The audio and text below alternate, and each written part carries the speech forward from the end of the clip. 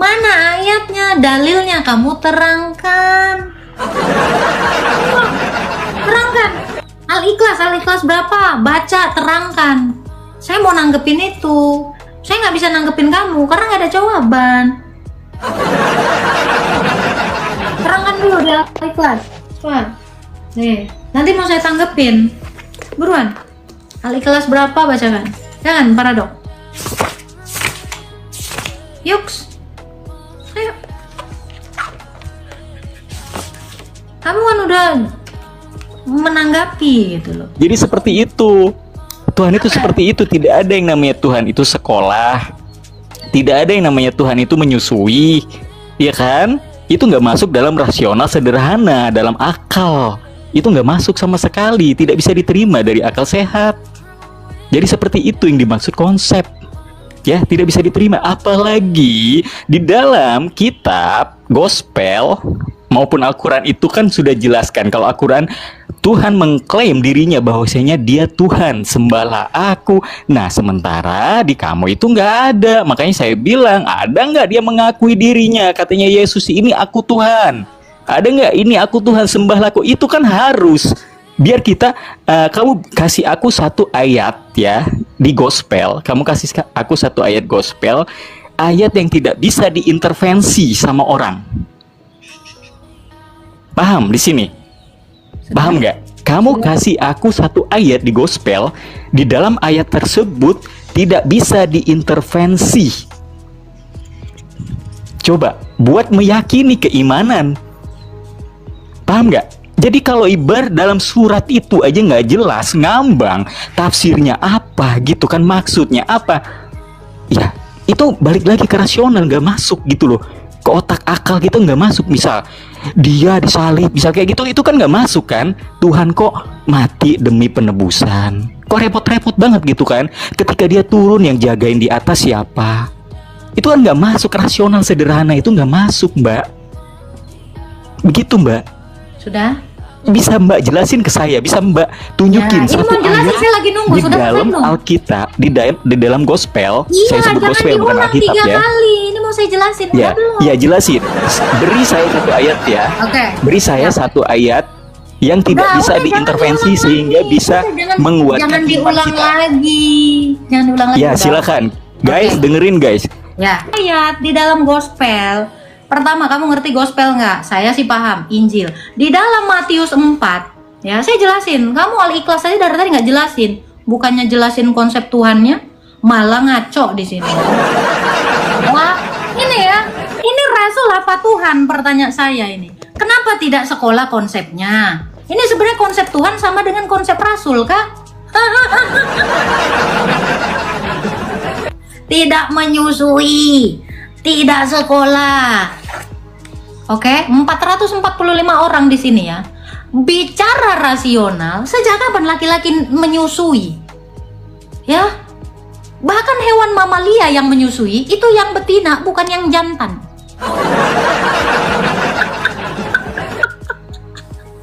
Di dalam Matius 4 ya, jelas sekali ya.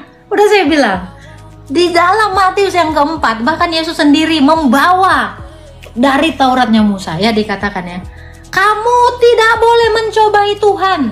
Ketika iblis mencobainya ya, ini kita bicara rasional, namamu paradoks. Semoga kamu tahu ini ayat paradoks. Ini bagus, saya suka ini ya. Tapi dia belum bisa juga menjelaskan Tuhannya ikhlas berapa. Aku ikhlas dibohongi gitu. Oke. Kita jelasin, aku mah suka menjelaskan Tuhanku, bukan malah nyinyirin Tuhan orang. Dengerin paradok. Bukan, ya itu tugas kita menjelaskan Tuhan, bukan nyinyirin Tuhan orang. Tapi itu tadi ya, tidak sekolah, tidak menyusui, ini konsep Tuhan apa konsep apa konsep pria laki-laki ya, pria atau laki-laki nih ya. Ya, maka Yesus dibawa oleh Roh ke padang gurun ya. Lalu datang si pencoba itu ya, dicobai iblis gitu ya. Katanya, jika engkau anak Allah, perintahkanlah batu-batu ini menjadi roti. Lalu Yesus berkata, ada tertulis, Ya, manusia tidak hidup dari roti saja, tetapi setiap firman. Jadi kita masuk sini. Kemudian iblis membawanya ke kota suci, menempatkan dia di bumbungan bait Allah. Ya, lalu berkata kepadanya, jika engkau anak Allah, jatuhkanlah dirimu ke bawah. Sebab ada tertulis mengenai engkau. Ya, ada tertulis mengenai engkau. Majang, iblis saja tahu. Ada tertulis di dalam kitab nabi-nabi tentang Yesus. Ya, ia memerintahkan malaikat-malaikat dan menatang engkau di atas tangannya supaya kakimu jangan terantuk di batu. Ya, Yesus berkata kepadanya, ada pula tertulis, jangan engkau mencobai Tuhan. Di sini Yesus mengakui dirinya adalah Tuhan. Karena iblis mencobainya, tapi Yesus berkata, jangan engkau mencobai Tuhan. Di sini Yesus mengaku Tuhan kepada iblis, ya. Dan iblis membawanya ke atas gunung yang sangat tinggi, memperlihatkan kepadanya semua, ya, semua kerajaan dunia, ya, semua itu akan diberikan kepadamu kalau engkau sujud menyembah aku. Ingat tadi yang dicobai Tuhan. Maka berkatalah Yesus kepadanya, enyahlah iblis, sebab ada tertulis, engkau harus menyembah Tuhan Allahmu, hanya kepada Dia saja engkau berbakti. Jadi nggak boleh iblis minta disembah, tapi menyembah Tuhan yang adalah dirinya sendiri. Ini yang saya sebut ayat paradoks. Seolah-olah dia menyebutkan Tuhan lain, tetapi itu merujuk kepadanya. Oke, itu ya. Kamu tanggapin dulu itu. Kamu Oke, tanggapin gantian apa? ya. Giliran saya ngomong Sabar. diam ya, jangan diturunin. Ingat, tadi pertanyaan saya Ya, sudah jadi kamu turunin. catat belum? Ya. Ya, jangan diturunin ya. Oke. Oke, jangan diturunin. Kamu mau menanggapi? Kenapa saya? Ini pertanyaan saya. Pertanyaan Yo, saya. ngulang lagi. Yaudah, kita diem dulu guys. Saya Biarin. ingatkan. Kita Ini liatin. konsep tidak sekolah dan tidak menyusui. Kenapa ini ada kepada nabimu? Itu pertanyaan saya. Kamu jawab, ya. Yang kedua, kamu menunjukkan Lari-lari dia. Al-Ikhlas ayat berapa dan kamu terangkan. Itu aja. Jelaskan. Oke. Saya follow up ya. Oke. Kenapa kita di sini kan ngomongin masalah mengenai konsep. Konsep yang masuk dalam rasional sederhana akal manusia ya. Anda mengatakan tadi bilangnya menyusui. Yang saya sebut menyusui itu ya Tuhan kamu yang dilahirkan dari Maria. Sosok seorang manusia ya yang dilahirkan menyusui. Nah, apakah itu bisa dibilang Tuhan? Itu yang saya bilang tidak masuk rasional sederhana manusia. Itu tidak masuk hukum akal yang seperti itu. Bukannya kamu ngomongin Rasul Muhammad, itu Rasul bukan Tuhan kita. Muhammad adalah Rasul. Paham di sini ya kan? Bedain dulu. Rasul Muhammad SAW itu Rasul bukan Tuhan. Ya kan? Nah, terus ayat yang kamu bacakan itu kepada siapa Tuhan itu? Apakah ada dia menyebutkan Yesus? Yesus itu adalah Tuhan. Ada? Tunjukin kalau emang ada. Saya pindah sekarang. Saya tantang kamu. Ya? Nah, di situ. Kenapa saya tidak bisa masuk dalam rasional, teman-teman ya? Saya rasa ini terlalu apa ya? Akal pikiran itu udah tertimbun sama dogma-dogmanya Paulus di dalam gospel. Kenapa? Coba kalian perhatiin. Ketika Tuhan lahir, itu kan yang Tuhan yang mereka Tuhanin ini kan lahir kan dari sosok Bunda Maria. Ya kan, lahir. Artinya dia sebagai manusia. Waktu itu dia udah Tuhan. Ya kan? Terus dia menyusui, terus dia sekolah. Apakah seperti itu yang disebut Tuhan? Masuk nggak di dalam hukum akal kita? Masuk nggak? Di mana ketuhanan kekuasaannya dia? Begitu kan? Kalau di dalam Islam jelas juga dijelasin. Ini aku adalah Tuhan, sudah dijelasin, ya kan? Udah ngeklaim dirinya, ini aku Tuhan, sembahlah aku. Ya kan? Telah kuciptakan langit dan bumi. Jelas. Itu menunjukkan kekuasaan. Tuhan yang seperti itu. Bukannya Tuhannya yang nggak ada kejelasan. Ketika turun, dia jadi manusia, berubah jadi daging, keilahiannya. Bukannya seperti itu. Paham di sini? Turun Tuhan, di atas siapa yang jagain? Itu kan logiknya kita begitu kan? Ya kan? Mati, siapa yang mati? Dagingnya. Bukan keilahiannya dia. Udah nggak usah ngeles ke arah ke sana. Artinya di sini makanya saya bermain rasional di sini yang tidak bisa diterima akal sehat. Anda menuhankan manusia yang tidak bisa diterima akal sehat. Paham di sini, ya kan? Dan yang pasti di dalam gospel tidak ada menyatakan bahwa Yesus adalah Tuhan. Titik. Selesai. Jeder. Sudah. Nih, kita ajarin dia bahasa Indonesia secara rasional. Katanya Tuhan menyusui. Menyusui adalah proses alamiah pemberian ASI. Tuhan saya tidak pernah memberi ASI. Koplak. Saya masih ingat itu. Tuhan kamu menyusui. Saya catat. Kamu ngerti dulu bahasa Indonesia. Koplak. Menyusui adalah proses alamiah pemberian air susu ibu kepada bayinya. Tuhan saya menyusui, memberi ASI-nya. Tuhan saya nggak punya ASI, cinta. Rasional apa ini? Ya, ini mau ngomong rasional, kamu itu tahu dulu disusui dengan menyusui itu beda. Kamu membedakan kata kerja aktif dengan pasif aja nggak bisa, sayang. Sekolah di mana, sayang? PAUD OON. Membedakan disusui dengan menyusui aja kamu nggak tahu. Kamu mau ngomong apa? Membedakan Tuhan apa lagi? Tadi udah jelas. Saya udah kasih ayat di dalam Matius 4 tadi kan. Jangan kamu mencobai Tuhan. Yang dicobai Yesus. Loh, ini dulu ini kamu tanggapin dulu ini. Kau ngerti nggak arti penyusui SDM rendah? Ya, ngomong rasional cangkemmu. Ini dulu. Saya tanya kamu dari tadi nggak ditanggapin. Al-Ikhlas aja kamu nggak menjelaskan. Al-Ikhlas berapa baca ayat? Enggak. Nih, saya ajarin dulu nih. Coba kamu baca. Menyusui adalah proses alamiah pemberian ASI. Kata kamu, Tuhan saya menyusui. Beda menyusu dengan menyusui. Makanya I aja bisa mempengaruhi suatu kata. Koplak goblok. Pantes kamu on ya. Pantes kamu on. Nih kamu nggak bisa bedain.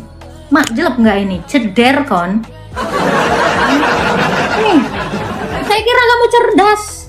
Ini kan udah bilang Yesus dicobai. Di sini dia dicobai. Nih kalau kamu ngerti dari tadi, saya bisa menunjukkan ayat yang lain ya. Dikatakan, jangan kamu mencobai Tuhan Allahmu. Ini ayat, itu baru satu.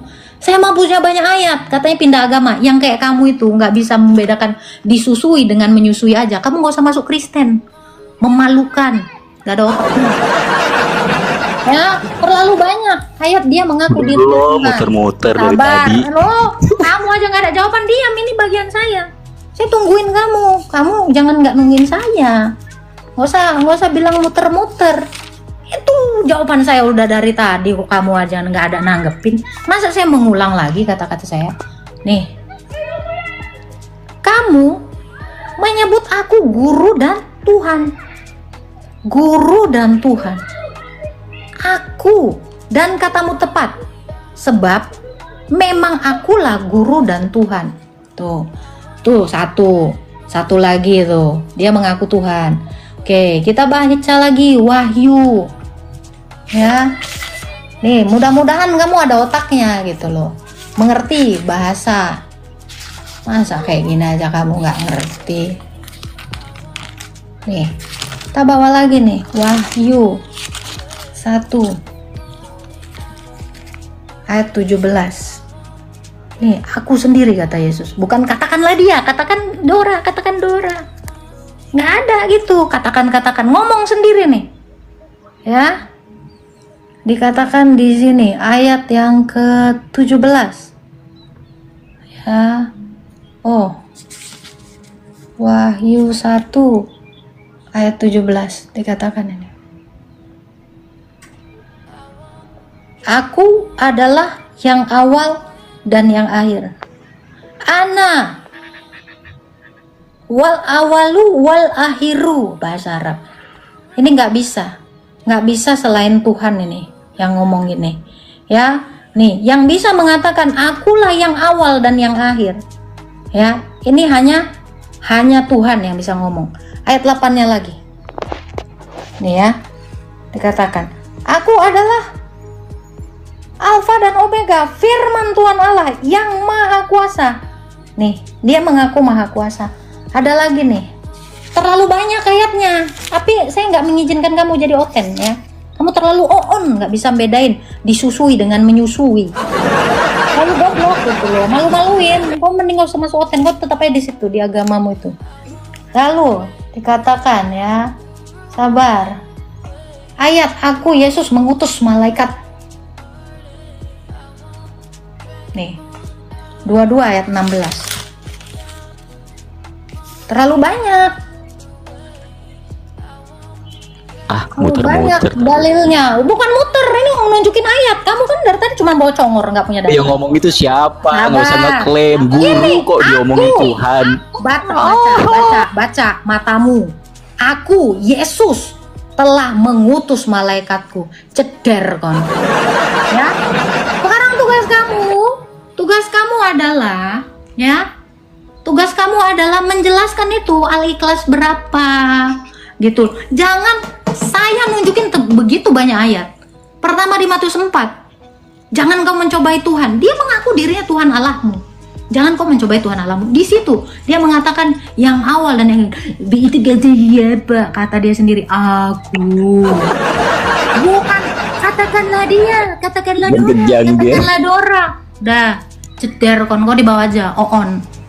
Tuh, yang paling mencekam dari pernyataanmu adalah Tuhan menyusui, Tuhan sekolah. Itu kayak seseorang yang saya tahu tidak pernah menyusui. Minimal, ya kenapa saya turunkan? Kamu terlalu nggak bisa membedakan menyusui dengan disusui. Kualitas kamu lagi-lagi kelihatan di sini. Itu tadi saya bilang, nih, menyusui adalah proses pemberian ASI. Kalau kamu bilang Tuhan saya menyusui, dia nggak punya ASI. Kamu itu berkali-kali kosong, bukannya sibuk menjelaskan Tuhanmu. Ya, kamu harusnya menjelaskan Tuhanmu. Saya menjelaskan Tuhan saya. Aku mengutus malaikat. Gitu loh. Saya tanya sama kalian, siapa yang boleh mengutus malaikat? Saya tanya sama kalian. Jangan letterlek, harus pakai ayat paradok lah. Ngerti nggak?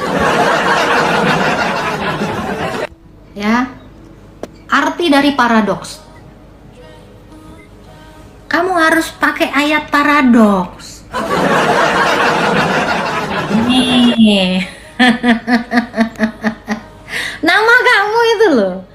Ya, paradoks adalah suatu pernyataan, proposisi atau situasi yang terlihat kontradiktif, tidak logis, bertentangan dengan akal sehat. Namun, setelah diteliti lebih dalam, ternyata mengandung kebenaran. Makanya saya bilang, nama kamu paradoks, tapi kamu nggak mengerti arti paradoks.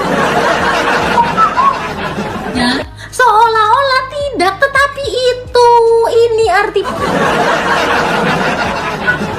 Ini pengungkapan suatu hal dengan cara yang tampak berlawanan, namun mendapatkan makna yang mendalam. Kamu jangan bikin namamu paradok, dongeng. Itu semua ayat paradoks. Ngerti nggak kamu ayat paradoks? Botol. Ilham, kalau lo mah cocok nama lo ganti Karedok. Nggak jelas. Karedok, campur-campur. Itu makanya saya bilang, saya tunjukin justru ayat paradoks. Enggak? Udah saya bilang, yang ngobrol sama saya, kelasnya harus profesor. Karena saya teliti kata per kata. Itu belajar dulu menyusui. Belajar dulu menyusui. Masa Tuhanmu menyusui? Menyusui adalah proses alamiah pemberian ASI seorang ibu. Lah Tuhan saya bukan ibu. Gak usah kau pakai bahasa berbelit-belit ya. Paradoks itu bahasa Yunani. Saya paham kali arti paradoks. Gak usah kau bikin nama kau paradok. Nama kau yang lain aja. Kata Ilham.